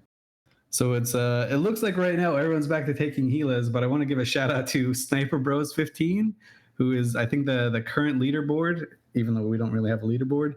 He's on something like a 30 kill streak in the Abyss. And you might remember him because he's the guy that killed the Chromoas not too long ago in his Fed Navy Comet. Yeah. So that dude's owning really hard. Funny thing though, he managed to die to the PvE part of the event. I haven't asked him or talked to him or anything. So I have a feeling he might have just disconnected in the PvE event and he exploded. But it's pretty funny that a guy takes like a 2 billionist curse and just bodies every person he can find and then just dies to the environment. Wait, so how are you tracking this? How do you just figure out? Z-kill? Yeah, on Zkill, if you go to the menu, there's the Abyss PvP tab that shows you all the kills and deaths in the Abyss. So all the PvP parts of the Abyss. So you just happened to notice that there was one guy on a 30 kill streak? Because I'm just curious. Yeah. Because I go in and out to kind of, because it's super profitable to do the PvP sites. You could make like 500 mil every half hour easily. And you just get to kill 2 dudes. And if you get lucky, you can make a couple bill in one little drop. Pro God, you gonna do this?